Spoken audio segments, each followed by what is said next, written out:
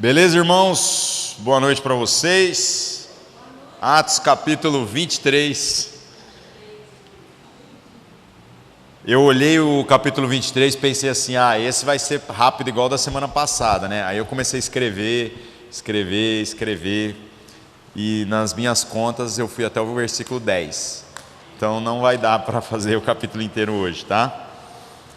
Meu planejamento então envolve só isso. Então, meus irmãos, continuando, aquilo que nós vimos na semana passada. Semana passada a gente viu Paulo voltando para a cidade de Jerusalém. Há muitos capítulos ele vinha falando acerca da vocação que ele entendia da parte de Deus, que Deus estava dizendo para ele: você vai voltar para lá, e chegando lá você pode se preparar, que a sua vida vai envolver prisões, vai envolver aí muitas dores. Isso faz parte do processo. E aí então no capítulo 22 a gente viu o Paulo chegando lá e sendo interrogado pelos religiosos.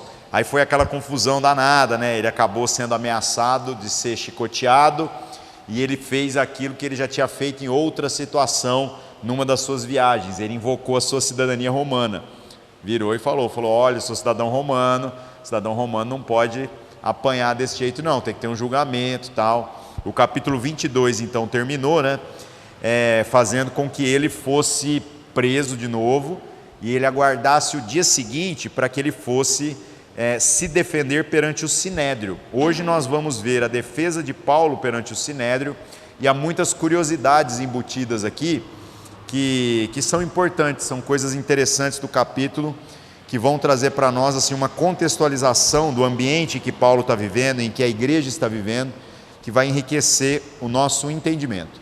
Tá bom? Então, Rafa, leia para nós Atos 23, do verso 1 ao verso 10. E pondo Paulo os olhos do conselho, disse: varões irmãos, até ao dia de hoje tenho andado diante de Deus com toda boa consciência. Mas o sumo sacerdote Ananias mandou aos que estavam junto dele que o ferissem na boca. Então Paulo lhe disse: Deus te ferirá, parede branqueada. Tu estás aqui assentado para julgar-me conforme a lei e contra a lei. Contra a lei me mandas ferir? E os que ali estavam disseram: injúrias o sumo sacerdote de Deus? E Paulo disse: não sabia, irmãos, que era sumo sacerdote, porque está escrito: não dirás mal do príncipe do teu povo. E Paulo, sabendo que uma parte era de saduceus e outra de fariseus, clamou no conselho: varões irmãos, eu sou fariseu, filho de fariseu. No tocante à esperança e ressurreição dos mortos, sou julgado. E havendo dito isso, não houve dissensão entre os fariseus e saduceus, e a multidão se dividiu, porque os saduceus dizem que não há ressurreição, nem anjo, nem espírito, mas os fariseus reconhecem uma e outra coisa. E originou-se um grande clamor, e levantando-se os escribas da parte dos fariseus, contendiam, dizendo: nenhum mal achamos neste homem, e se algum espírito ou anjo lhe falou, não resistamos a Deus. E havendo grande dissensão, o tribuno, temendo que Paulo fosse despedaçado por eles, mandou descer a soldadesca para que o tirassem do meio deles e o levassem para a fortaleza. É isso aí, muito bom. Então vamos lá, vamos para o começo aqui, verso 1, capítulo 23, começa dizendo, pondo Paulo os olhos no conselho, disse: varões irmãos, até o dia de hoje tenho andado diante de Deus com toda boa consciência. Parece uma frase simples, mas Paulo está invocando uma certa coerência, que provavelmente esses homens que são mais antigos, o sumo sacerdote e outros mais, eles conheceram Paulo. Na semana passada nós falamos sobre isso.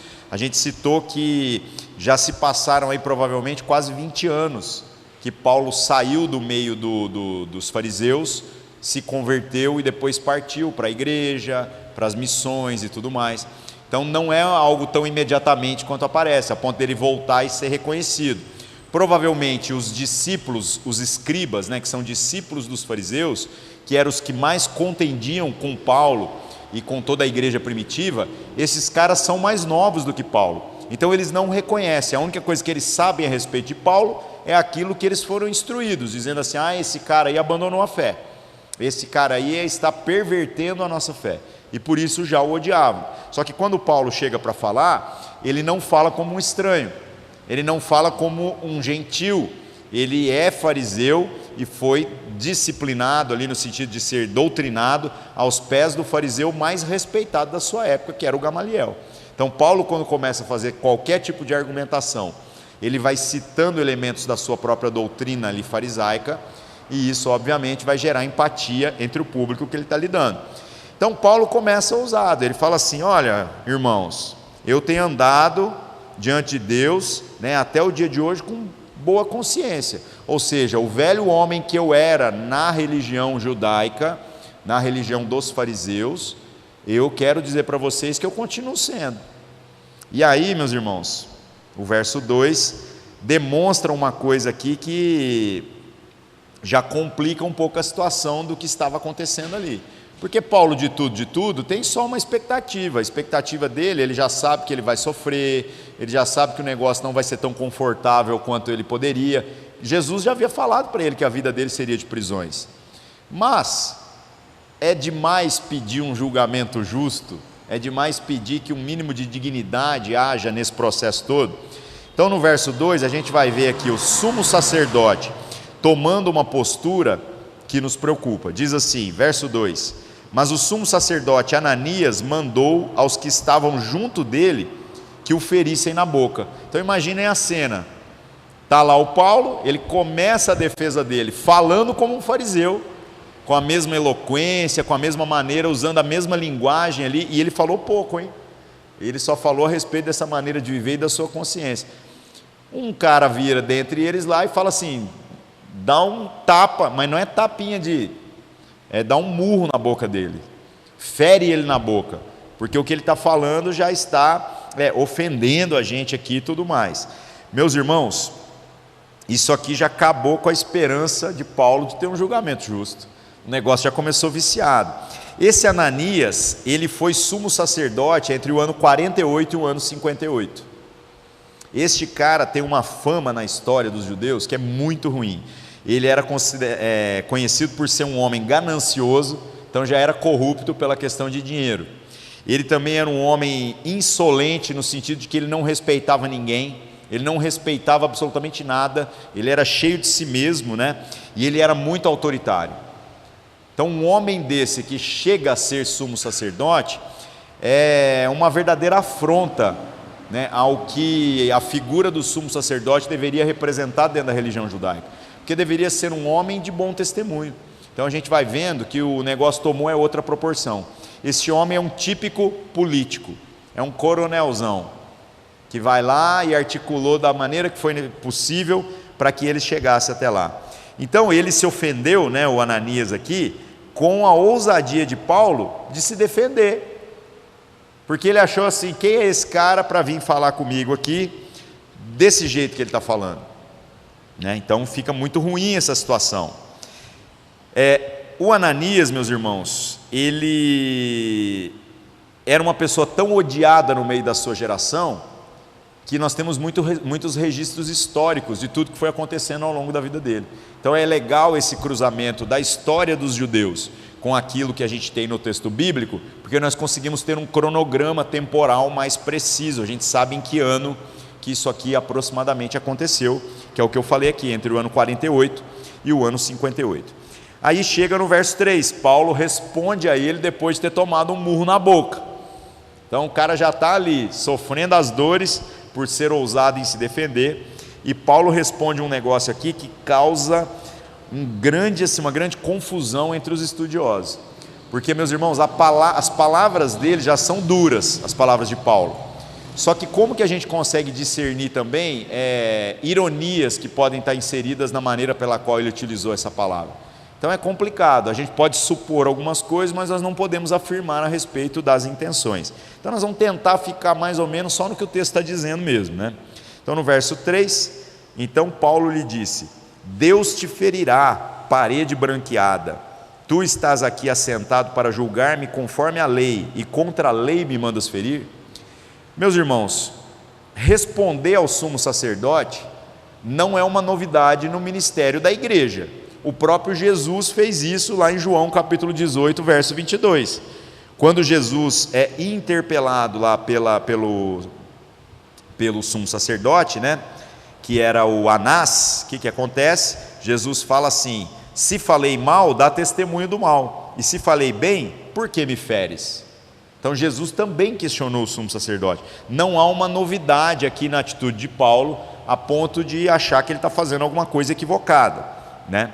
Jesus reclamou da atitude do sumo sacerdote. No entanto, nós podemos entender algumas coisas que são muito explícitas no texto aqui. A resposta de Paulo é uma reclamação, uma indignação com relação àqueles que deveriam estar ali para defender a lei. E num julgamento justo, a pessoa tem o direito de apresentar a sua defesa. Como que ele já está sendo esbofeteado antes que ele complete o seu argumento? Isso não faz parte da tradição dos judeus. Muito pelo contrário, os judeus têm a tradição de ouvir as pessoas até o final. Os judeus têm a tradição de, mesmo aqueles que têm os ensinamentos ou as visões doutrinárias mais absurdas, esses têm espaço para falar. Depois, no final, os mestres vêm e corrigem todas as coisas. Então, como que ele já está fazendo um negócio dessa natureza? Fica complicado, né? E se a gente tentar puxar no sentido dos originais da expressão parede esbranquiçada, né, parede branqueada, a gente pode afirmar assim, de uma maneira muito explícita, que isso é quase um xingamento. Ele está botando o dedo na cara e falando algo muito agressivo. O que significa esse parede branqueada, né? A ideia é o seguinte: ele está chamando este homem de um muro que não é firme. Ele é um muro ruim, que não sustenta nada, que a qualquer momento vai cair. Só que ele está muito bem pintado com cal. É assim, você tem toda a aparência, mas você é uma mentira. Entendeu? Se alguém vier e fizer assim, cai. Essa é uma expressão típica da época e é uma expressão ofensiva. Isso não é um elogio, é um eufemismo. É uma palavra bonita, entre aspas, para falar uma coisa muito feia. Então Paulo pegou pesado aqui, né?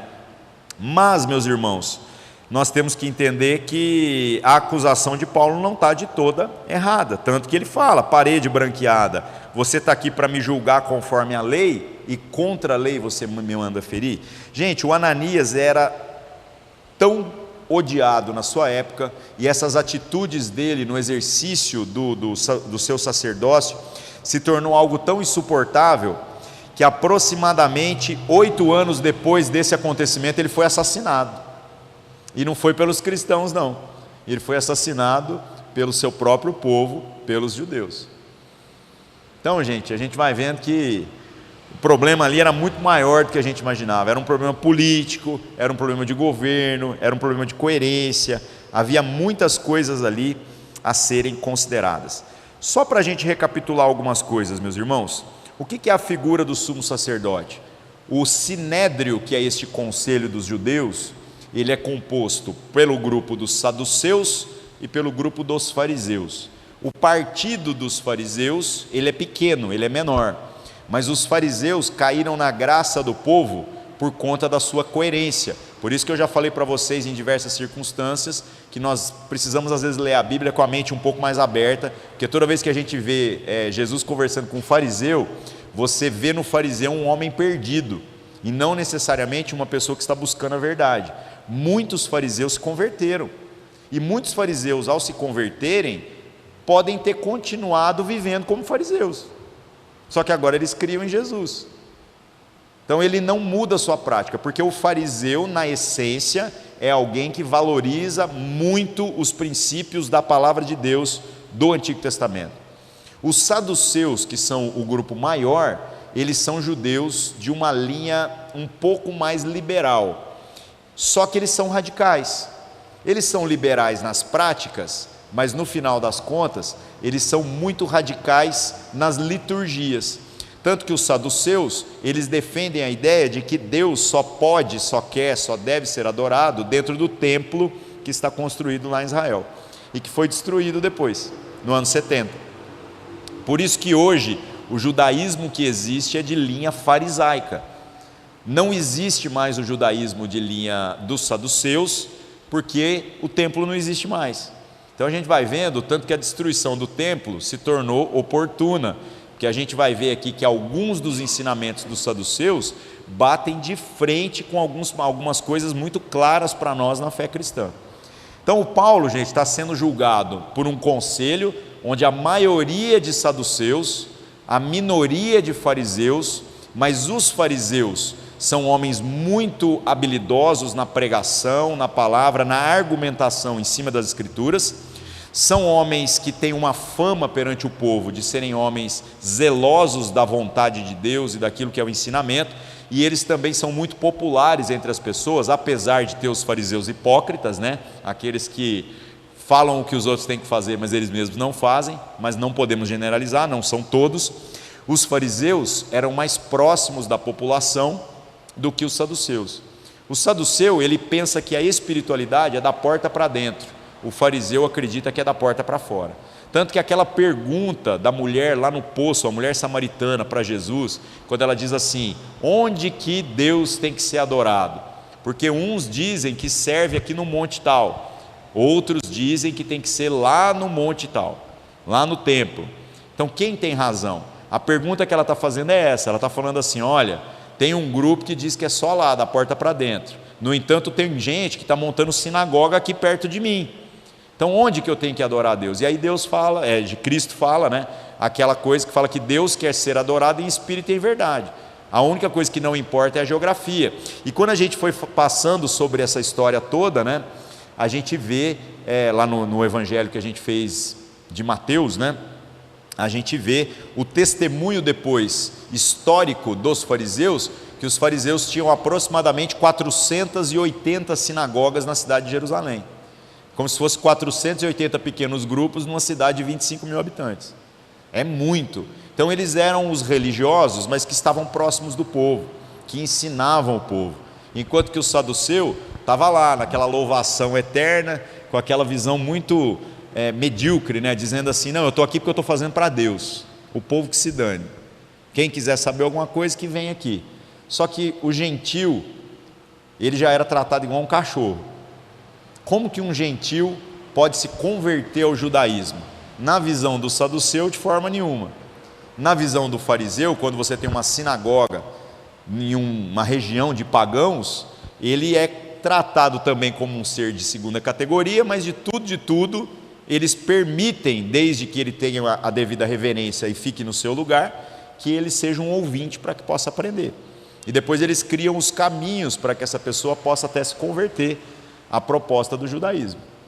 Então, gente, é muito diferente isso. E dentre esses dois grupos, os fariseus e os saduceus, eles elegiam entre eles, para um mandato que eu não tenho certeza a respeito da duração, mas que ainda assim podia ser renovado, a questão do sumo sacerdote. O sumo sacerdote é o líder dentre todos os sacerdotes, lembrando que ele tem funções de natureza religiosa muito sérias. Então, não sei se vocês se lembram, mas lá na lei fala que uma das funções do sumo sacerdote é uma vez ao ano entrar no Santo dos Santos, e aí ele vai lá e oferece o sacrifício de um cordeiro em favor de todo o povo. E aí tem toda aqueles legalismos, né, que estão lá nos mandamentos, dizendo que o cara andava cheio de uns badulaques, né, uns sininhos e umas paradas, amarravam uma corda nele, porque se ele tiver em pecado, ele cai lá dentro e morre. Meus irmãos, estas coisas que estão na lei são um grande paradoxo para nós. Por quê? Porque de fato muitos morreram. Isso não é um mito, isso é uma coisa que a história testemunhou dos próprios judeus. O cara, quando ia entrar lá, ele entrava em temor, ele ficava se santificando antes, oferecendo um monte de sacrifício para poder tentar ver se ele chega lá de uma maneira mais ou menos digna. Então isso aconteceu, né? E aí o cara morria, não podia entrar o outro para pegar o corpo. No entanto, nós temos na própria história dos judeus ocasiões em que povos pagãos vieram, destruíram tudo, e entraram no Santo dos Santos e roubaram a Arca da Aliança. Aí você fala assim: mas que incoerência é essa? Se o povo de Deus, ao entrar no lugar que se tiver em pecado morre, se o cara lá na história, ainda antes de ter o templo, né, quando ainda tinha o tabernáculo, Davi mandou trazer a arca para Jerusalém, que a arca estava guardada na casa de um sujeito lá. Aí ela estava sendo transportada numa carroça, e aquela festa toda, até o rei Davi foi lá e dançou na frente do negócio, aquela festa, o povo tudo em alegria. Aí amarraram errado o negócio, não amarraram direito, e a arca foi escorregando e ia cair. Pensa na tragédia, a arca de Deus com a tábua dos mandamentos e o cajado de Moisés cair, ia ser uma tragédia. Aí veio um cara na maior das boas intenções e segurou ela com a mão. A hora que ele segurou, ele foi morto fulminado na frente de todo mundo. E isso aí acabou com a festa, né? Eles nem terminaram de fazer a viagem da arca, já falou, enfia na casa do outro ali e vamos ver o que a gente faz. Isso tudo para quê? Para que a gente visse o zelo de Deus pelas instruções que Ele foi dando. Então aí depois tem o templo, tem esse estabelecimento da arca lá nessa situação, tem esse conselho dos sacerdotes, tem o sumo sacerdote, tem esse serviço de entrar no templo, mas ao mesmo tempo parece que Deus é muito zeloso em umas ocasiões, e em outras ocasiões Ele não está nem um pouco preocupado. Quando Deus permitia que viesse um povo pagão e dominasse sobre Israel, é como se Deus tirasse a mão e falava assim, agora eu vou deixar roubar, vou deixar fazer tudo que tem para fazer. Isso sempre gerou uma confusão. Esse paradoxo, irmãos, na minha cabeça é algo que faz muito sentido. É como se Deus estivesse dizendo assim, o meu zelo não é para todos, não ainda. Porque se Deus for colocar sua mão em peso diante de toda a humanidade, não sobra ninguém para começar. Se Ele começar sendo misericordioso de seus filhos e não sendo misericordioso dos demais, aí não vai sobrar mais ninguém para ser filho. Então é natural que Deus cobre mais do seu povo. Por isso que Deus tem todo esse conjunto de regras, e essas regras são para quem? Para quem o temem. E o restante do povo? O restante do povo, de uma maneira surpreendente, usufrui de uma misericórdia que às vezes a gente não é capaz de medir. Então Deus desconsidera. Podia matar esses caras? Podia. Mas muitas vezes não matou. Agora, neste momento histórico aqui, nós temos que lembrar o seguinte: quando Cristo foi crucificado, o véu rasgou. E o véu, a gente pregou sobre isso aqui já há muito tempo atrás. O véu era uma camada de cortinas. Gente, era mais ou menos isso aqui, ó. Eram muitos panos, muitas camadas. E o véu rasgou, segundo o próprio Evangelho, de cima e embaixo, que é uma coisa anormal. Quando você tem uma cortina, o normal é ela começar a rasgar de baixo para cima, que é o lado que todo mundo encosta ou o lado que pega no chão. Então você imagina que esse véu de muitas camadas, grosso como uma parede, ele se rasgou, e houve um terremoto. Então os caras entraram em crise. Isso significou para nós exatamente que Deus agora não segura, não contém a sua presença dentro de um local chamado Santo dos Santos, mas a partir dali agora a glória de Deus se estende por toda a terra. Então eu acredito que não houve mais episódios em que alguma pessoa, até o ano 70, quando o templo foi destruído, né, não houve mais episódios em que algum sumo sacerdote tenha morrido ao entrar lá. E aí, meus irmãos, literalmente, né, quando o gato sai de férias, parece que os ratos tomam conta. Por isso que a gente vê um homem aqui como sumo sacerdote, que parece não ter o menor temor de Deus. Então, nesses 20 e poucos anos que se passaram aí, desde que Cristo ressuscita até essa época que nós estamos vendo agora, nós vamos chegando ao entendimento de que o negócio está descendo ladeira mesmo. A própria religião dos fariseus e dos saduceus está piorando, ao invés de estar melhorando, né? Então o Ananias foi assassinado 8 anos depois, e ele acabou sendo perseguido pelo seu próprio povo. Não foi por outros povos, não foi por estrangeiros, muito menos por gentios. Foi pelo seu próprio povo, nas brigas políticas aí.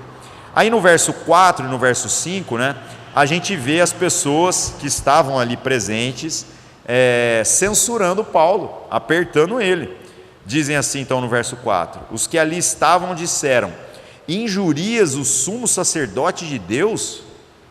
Então eles estão questionando, falam assim: ei, quem você acha que é para poder falar desse jeito com o sumo sacerdote? E a resposta de Paulo, meus irmãos, traz para nós também alguns indícios que enriquecem muito a experiência. Diz assim: e Paulo disse: não sabia, irmãos, que era o sumo sacerdote, porque está escrito: não dirás mal do príncipe do teu povo.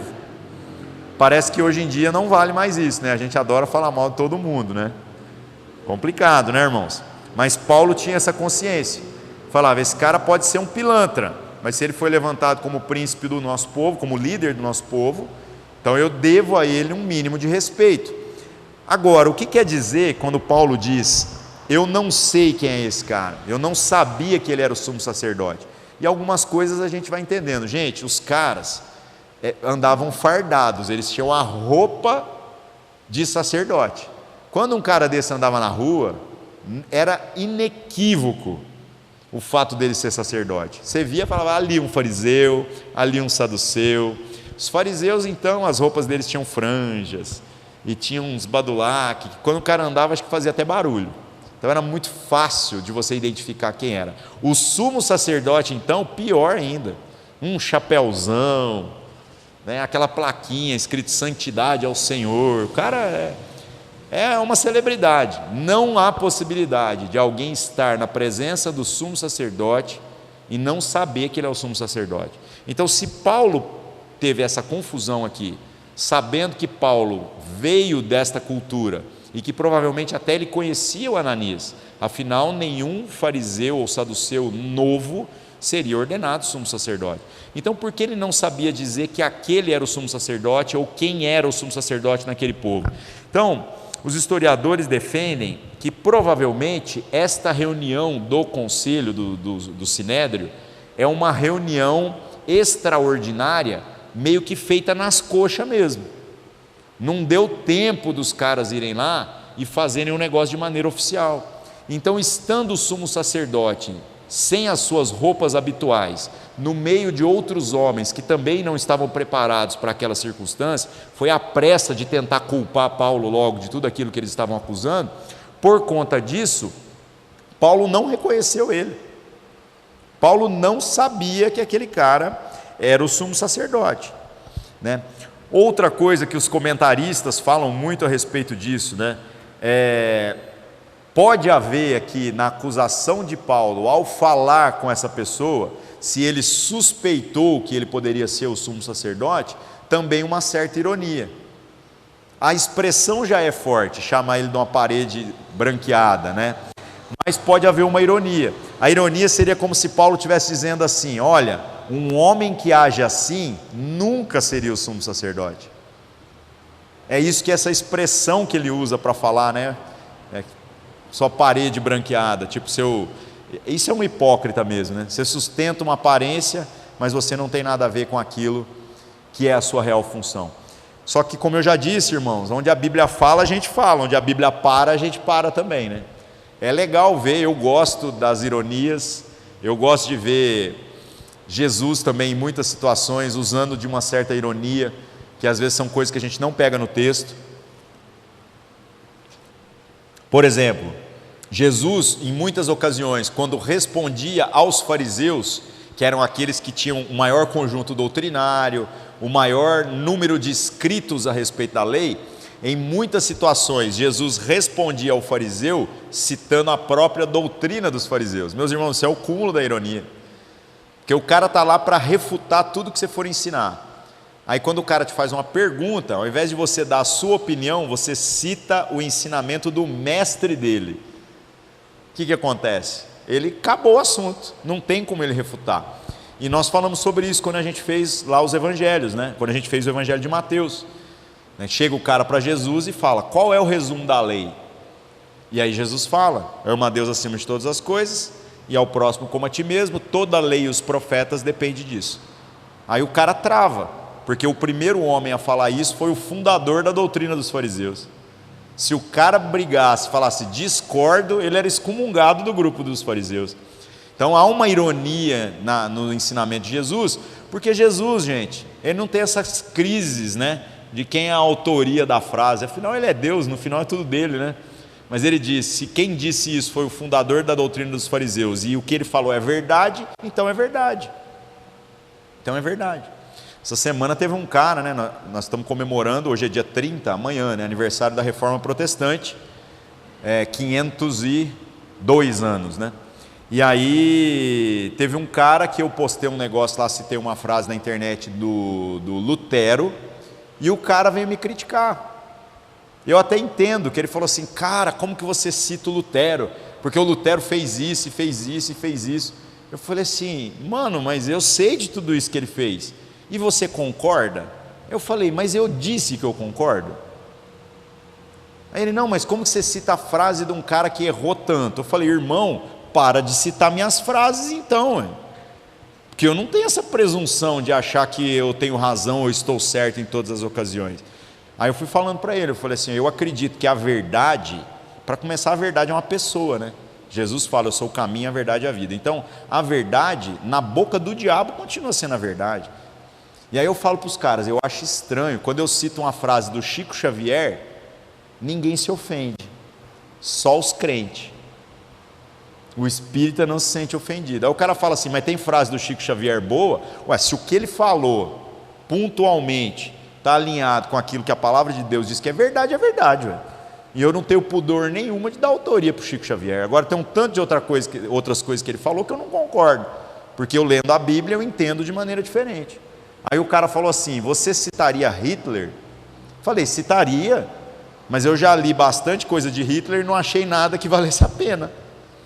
Então, gente, que mentalidade que a gente tem, às vezes, medíocre, né? Aqui a gente vai vendo que Jesus era mais mente aberta. Ele estava buscando sempre ensinar a verdade, e não esse partidarismo, esse rompimento com aquilo que é o lastro histórico. Tanto que ele fala assim, ouçam o que os fariseus ensinam, só não façam o que eles fazem, porque eles ensinam e não praticam. Mas o ensinamento deles é bom, então pode ouvir pregação de fariseu, não tem problema nenhum. Não tem crise nenhuma. Da mesma maneira que nós estamos vendo agora Paulo, né, tentando fazer a sua defesa, caminhando a sua argumentação no sentido de gerar empatia, principalmente no grupo dos fariseus, que é o do qual ele faz parte. Então Jesus usou de uma certa ironia ali ao citar essas coisas, e Paulo pode ser que ele tenha usado de ironia aqui ao confrontar o sumo sacerdote, porque ele sabe que o sumo sacerdote não poderia fazer isso, né? Verso 6, e Paulo, sabendo que uma parte era de saduceus e outra de fariseus, clamou no meio do conselho, varões e irmãos, eu sou fariseu, filho de fariseu, no tocante à esperança e ressurreição dos mortos, sou julgado. Aqui, meus irmãos, Paulo usou da sua sabedoria, do seu conhecimento e da sua experiência para desmontar a acusação que estava feita sobre ele. Então, ele sabia que a conduta irregular do sumo sacerdote já garantiu para ele um julgamento injusto, então ele deve ter pensado, o que eu preciso fazer? Desqualificar esse conselho para me julgar. E como que eu faço isso? Eu promovo a dissensão entre eles. E a dissensão aqui ficou fácil de fazer. O que ele fez? Ele virou e falou assim, vocês sabem que eu sou fariseu, filho de fariseu, então eu simpatizo com o grupo dos fariseus. Os fariseus gostaram disso? Provavelmente não. Os saduceus gostaram disso? Provavelmente sim, porque pensaram, aí está vendo, o herege é do outro partido. Mas aí o Paulo pega e fala, na verdade, gente, eu estou sendo julgado aqui, eu acho que não é por nada que eu tenha feito ou deixado de fazer, não. Eu estou sendo julgado aqui porque algumas pessoas estão incomodados em eu pregar essa questão de ressurreição dos mortos. E, gente, a fé em Cristo Jesus é baseada exatamente na ressurreição dos mortos. Cristo é o primeiro dentre todos aqueles que vão ressuscitar. Meus irmãos, Paulo aqui foi muito esperto, porque ele não está mentindo, ele de fato prega a ressurreição dos mortos. Ele está também fazendo uma construção que é muito interessante, porque a fé cristã, ela não consegue encontrar um ponto de contato quando você está trabalhando com os judeus que são saduceus, porque o saduceu, ele é todo litúrgico, ele é tudo serviço no templo, ele despreza as coisas de natureza sobrenatural e despreza até mesmo este rigor do exame da palavra de Deus, né, do que eles têm do Antigo Testamento, como mecanismo de adoração a Deus. Quem faz essas coisas é o fariseu. Então, de certo modo, todos os textos que a gente leu aqui nos capítulos anteriores de Atos, vocês lembram que toda cidade que Paulo chega, o que ele faz? Procura uma sinagoga. Sinagoga vai ter saduceu? Não, só fariseu. Aí quando ele chega lá, ele participa do culto. Ele fala, não, eu creio no mesmo Deus que vocês. Aí os caras, não, mas nós vamos ler a lei. Aí ele, eu creio na mesma lei que vocês. Não, mas aí tem as profecias. Eu creio nas mesmas profecias que vocês. Então o que você crê de diferente? Eu creio que o cumprimento das profecias já começou a acontecer. E aí ele pregava Jesus. Então o ponto de conexão era muito forte. Agora entre os saduceus não tinha ponto de conexão nenhum. Porque o que Jesus veio, né, meus irmãos, foi exatamente mostrar para nós que toda aquela estrutura de templo era temporária, era passageira, porque Deus não habita, e Deus falou isso para Davi, gente. Quando Davi falou, vou construir um templo, Deus deixou muito claro, falou assim, rapaz, que casa que você vai construir para mim? O céu é o meu trono, a terra é o estrado dos meus pés, é o tapete onde eu piso, onde eu limpo o pé. Que templo que você vai construir para mim? Que casa que você vai construir? Mas é legal o coração de Davi, né? O coração de Davi é assim, eu, servo do Senhor, moro num palácio, e Deus mora numa tenda, que é o tabernáculo. E aí Deus, né, permite que Salomão depois venha construir o templo, e tudo isso para uma didática. Para quê?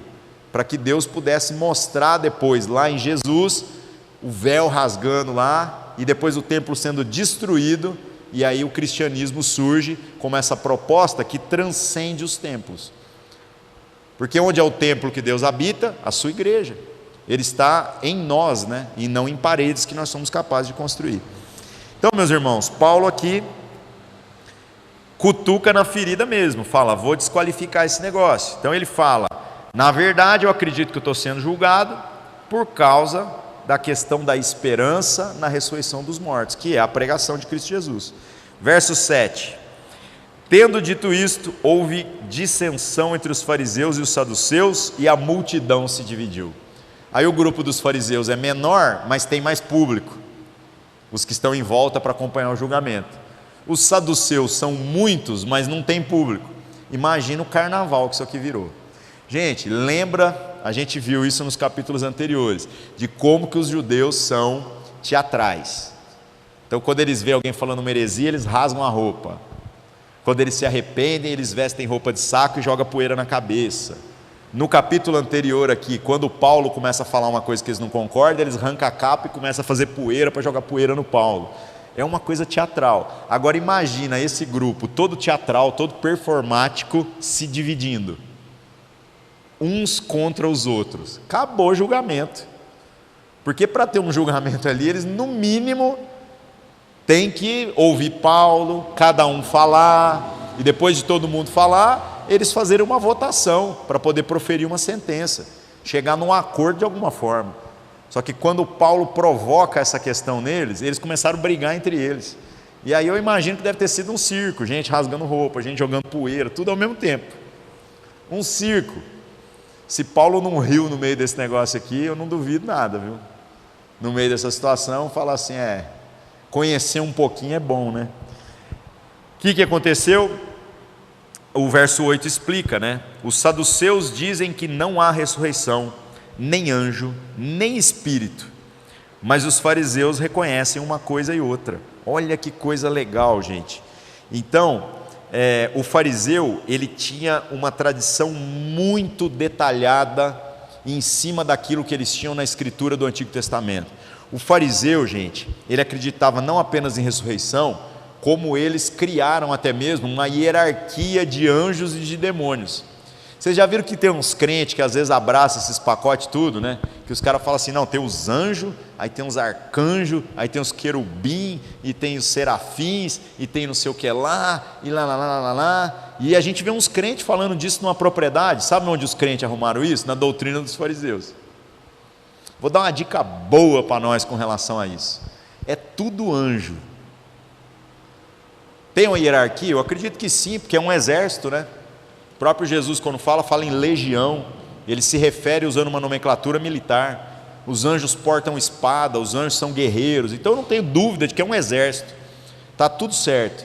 Só que não interessa se é o menor anjo ou se é o maior anjo, Nós estamos, meus irmãos, exatamente entre os anjos e Deus. Nós temos acesso a Deus de uma forma que nenhum anjo tem, mesmo eles sendo seres que são privilegiados em ciência, em poder, mas não recebem a mesma natureza de revelação que a gente tem. Tem coisas que nós entendemos em Deus que nem os anjos são capazes de entender. Eu tenho pregado muito sobre isso nesses dias, né? Eu fui falar sobre isso na aula lá que eu dei na Escola de Liderança em Goiânia, em Brasília. Falei assim, vocês já imaginaram que Satanás quer destruir a gente porque ele acredita que a gente mancha a reputação de Deus? É como se Satanás estivesse incomodado com o que Deus está fazendo, porque ele acredita que Deus pode fazer melhor. Então Satanás tem medo do poder de Deus, Satanás se ajoelha perante Deus sem dificuldade. Não há na Bíblia nenhuma referência de Satanás tentando destruir Deus. Ele sabe que isso não é possível. Então o que Satanás quer destruir? A gente. Toda obra de Satanás é contra a gente. E se você parar para pensar, Satanás até tem razão. Porque se ele destruir a gente, a criação de Deus fica perfeita de novo. Agora, o que Satanás não discerne? O que ele não discerne é que Deus quer extrair virtudes extraordinárias de um monte de gente que não presta. Tanto que Jesus veio para dar a vida dele para isso ser possível. E eu estou falando isso aqui no microfone, Satanás está ouvindo e ele não alcança. Ele sabe mais do que nós, ele entende tudo mais do que nós, ele tem mais poder do que nós, mas isso nem se eu desenhar ele é capaz de entender, porque não foi concedido a ele. Então olha o privilégio, irmãos, olha o privilégio. Mas voltando aqui na situação, então os fariseus têm todos esses ensinamentos, e nós na igreja às vezes estamos ficando obcecados demais com isso. Como nós estamos no meio ali entre os anjos e Deus, né, nós já somos um pouquinho mais do que os anjos, né, e fomos chamados para sentar na mesa, para sermos iguais a Jesus. Isso é muito ambicioso da parte de Deus, né? Pegar um tanto de gente que não é e dar para nós uma posição privilegiada. Então seria muito bom que a gente tratasse todos os anjos, é óbvio, com devido respeito e reverência, mas entendendo que eles são servos. Por que ficar estudando essa hierarquia é bobagem? Porque nós estamos querendo o quê? Nós estamos querendo mandar nos anjos? Gente, nós não precisamos mandar nem anjo nem demônio. E tem umas coisas na Bíblia muito explícitas que muita gente não percebeu. O cara fala assim, mas como é que a gente faz para expulsar o demônio, né? E às vezes quando a gente não tem muito conhecimento, a gente fica lá fazendo entrevista, gravando, né? Fazendo um tanto de coisa. E eu não sei se vocês já perceberam, tem um padrão meio na Bíblia. A única pessoa que nós temos registro na Bíblia de conversar com o demônio é Jesus. Mas por quê? Porque é a praia dele, ué. É um ser espiritual conversando com o outro. Aliás, quando eles viam Jesus, Jesus mandava escalar a boca e eles sabiam que Jesus era, porque eles vêm da mesma região celestial, né? Agora, os demais discípulos, qual que é a postura deles diante de possessões demoníacas? Eles vêm e falam, sai em nome de Jesus. Ou seja, ele não fica perdendo o tempo dele, ele trata com Deus, e pela autoridade de Deus, o demônio tem que sair, ponto, acabou, resolveu. A mesma questão, os anjos, que a gente, né, a nossa religião evangélica fica assim, não, eu vou orar a Deus, bota um anjo aqui, bota outro anjo ali, né? Gente, vamos tratar com Deus. Fala, Senhor, que o Senhor nos guarde. E o Senhor vai nos guardar de que jeito? Às vezes nós estamos pedindo um anjo aqui, outro anjo ali, o plano de Deus era botar uma legião de anjos, né, irmãos? Então, meus irmãos, eu não estou preocupado. Vamos começar o culto, aí começa, Deus pega os demônios, amarra, joga lá de fora. Isso é doutrina de fariseu, viu? Coloca para fora, fura os olhos deles, para eles não enxergar o que nós estamos fazendo aqui, tampa os ouvidos para eles não escutar. Olha, meus irmãos, eu não estou preocupado com isso não. Não estou mesmo, honestamente. Fala, mas os demônios andando aqui, que ande. Não podem tocar na gente se Deus não permitir. Então o nosso problema é com quem? Com Deus. Existem anjos, demônios e tudo isso? Bom, a própria palavra diz que sim, mas eu não quero ficar me especializando nisso, porque muitas pessoas que foram por esse caminho acabaram ficando fanáticos a ponto de prestar cultos a anjos ou viver debaixo de um medo de demônio. Eu estou com medo porque e se o diabo... Gente, nós não temos problema com o diabo, gente. Eu falei do Lutero aqui, né? Tem uma lenda a respeito do Lutero bem legal, que diz que ele estava lá ainda no seu processo de conversão antes da reforma acontecer, e um dia ele está lá tal, e aí imagina, dormir num lugar escuro, à luz de vela, no meio da noite. Pensa que noite tenebrosa que deve ser, as construções todas de pedra, cama de palha, aquele negócio bem complicado. E aí no meio da noite ele deitado na cama lá, morrendo de medo, porque ele está lendo Bíblia agora e aprendendo coisas novas. Aí ele sente um bafão na nuca, assim, aquele bafo. E aí Lutero, desesperado, cata a vela e procura o fósforo, porque não tem abajur, né, irmãos? É complicado. E a hora que ele acende a vela e ele vira, diz que o próprio Satanás estava deitado na cama com ele. E a hora que é uma lenda, viu? E a hora que ele, mas é uma lenda bem legal. Na hora que ele viu isso, o que ele fez? Ele fez assim, voltou e falou assim: ah, é você. E voltou a dormir.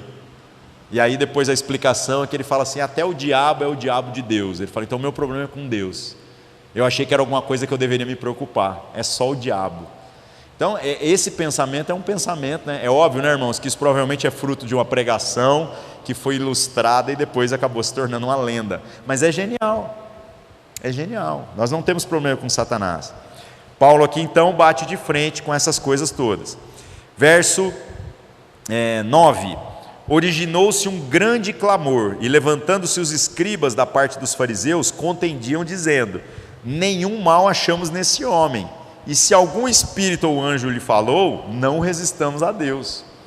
Aqui, meus irmãos, virou uma bagunça essa história toda, porque aí o que acontece? Os escribas, que são os discípulos dos fariseus ali, né? A palavra escriba se refere muito a isso, são aqueles que são os estudiosos da lei do grupo dos fariseus.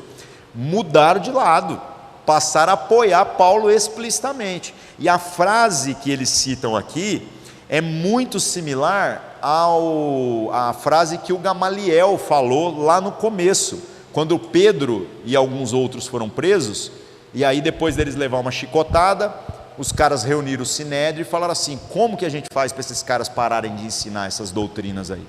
Aí o Gamaliel lá falou assim: olha, e se esse negócio for de Deus? Então não vamos lutar contra, vamos deixar, porque toda vez que apareceu alguém com um ensinamento novo, durou 2 meses, 3 meses, e esse negócio some. Agora, se isso não for de Deus, vai sumir também, mas se for de Deus, a gente vai ser pego lutando contra Deus. Então é melhor deixar quieto. Esse foi o conselho do Gamaliel, hein? Então o cara não é qualquer um, o cara era sábio. E aqui agora a gente vê os escribas, discípulos dos fariseus, basicamente defendendo a mesma ideia. Aí a gente chega no verso 10, né? O verso 10 encerra esse momento em que eles estão reunidos. E havendo grande dissensão, o tribuno, né, o comandante ali, temendo que Paulo fosse despedaçado por eles, mandou descer a soldadesca. A soldadesca é o grupo de soldados que está ali, é sobre ordem dele, né? Mandou descer a soldadesca para que o tirassem do meio deles e o levasse para a fortaleza. Então ele entendeu que Paulo estava correndo risco de vida, porque os saduceus, vendo que agora tem um grupo defendendo, eles poderiam ir lá e tentar matar Paulo ali mesmo, promover um linchamento, alguma coisa do tipo, e ele é cidadão romano, ele não pode permitir isso. Esse aqui é o problema, né? Então ele manda o seu exército, seu pequeno exército intervir e prende ele. Aqui fala na fortaleza, né? Nós sabemos exatamente onde, ele ficou preso numa torre chamada Antônia, que é uma das prisões que há ali na cidade de Jerusalém. Esta é a primeira prisão de Paulo da série de prisões que vai acometer a vida dele daqui para o final, né?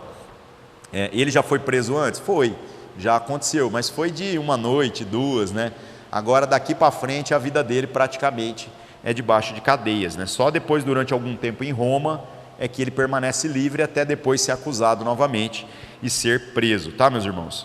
Então, muito interessante, a gente vê que essa divisão entre os dois grupos favoreceu Paulo num primeiro momento, mas mais para frente a gente vai ver como que isso faz com que também complique a situação dele, porque no final ele vai ter que ter um julgamento romano, e o julgamento romano é o que vai levar ele para Roma, que é o lugar onde ele termina o seu ministério. Beleza? Vamos correr que vai chover, senão a gente vai molhar. Vamos orar. Senhor nosso Deus, em nome de Cristo Jesus, obrigado mais uma vez pelo privilégio de nós estudarmos a sua palavra. Que o Senhor nos dê um coração correto, que o Senhor nos dê sabedoria para, aprendendo acerca da sua palavra, nós possamos viver de maneira coerente, sábia e prudente, sempre sabendo como falar a cada um, sempre sabendo zelar por aquilo que são os valores mais importantes do ensinamento que o Senhor quer que a gente aprenda. Em nome de Cristo Jesus. Amém. Amém, meus irmãos. Boa noite para vocês.